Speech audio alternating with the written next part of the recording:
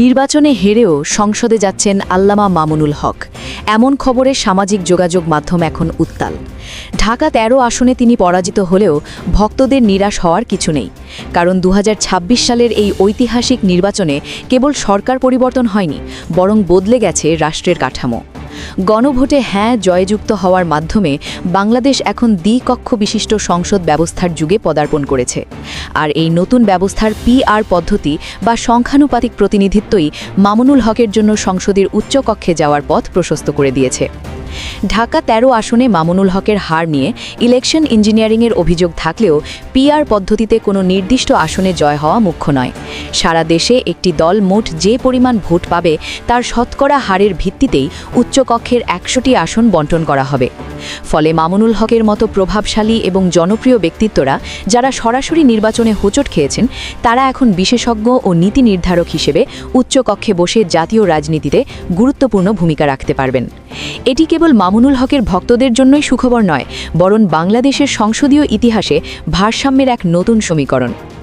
সংসদের ভেতরে যখন এই কাঠামোগত পরিবর্তন চলছে, তখন রাজপথের রাজনীতিতে নতুন আলোচনার জন্ম দিয়েছে ছায়া মন্ত্রিসভা। ক্ষমতাসীন দলের প্রতিটি পদক্ষেপ নজরে রাখতে এবং বিকল্প জনবান্ধব নীতি উপস্থাপনের লক্ষ্যে জামায়াত NCP জোট এই অভিনব উদ্যোগ নিয়েছে।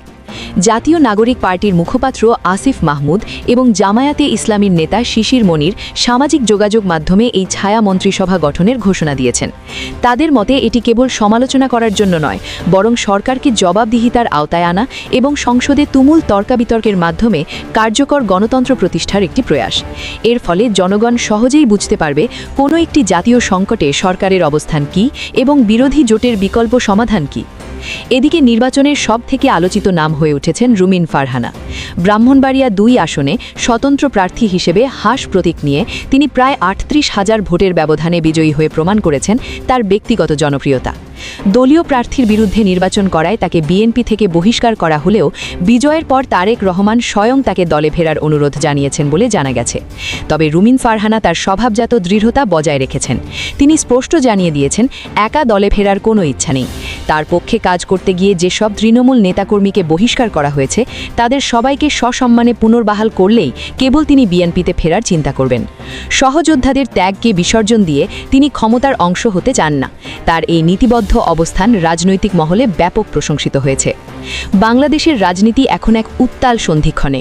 একদিকে দ্বিকক্ষ বিশিষ্ট সংসদের নতুন সূচনা, অন্যদিকে ছায়া মন্ত্রিসভার মাধ্যমে জবাবদিহিতার লড়াই। সব মিলিয়ে ২০২৬ সালের এই নির্বাচন এক নতুন অধ্যায়ের জন্ম দিয়েছে। এই পরিবর্তনগুলো কি সত্যি জনগণের শাসন নিশ্চিত করবে, নাকি ক্ষমতার নতুন কোনো মেরুকরণ তৈরি করবে, তা সময়ই বলে দেবে। প্রিয় দর্শক, মামুনুল হকের উচ্চকক্ষে যাওয়া এবং রুমিন ফারহানার এই চ্যালেঞ্জিং অবস্থান নিয়ে আপনার মতামত কি? ছায়া মন্ত্রিসভা কি পারবে সরকারকে সঠিক পথে রাখতে? কমেন্টে আপনার সুচিন্তিত মতামত জানান।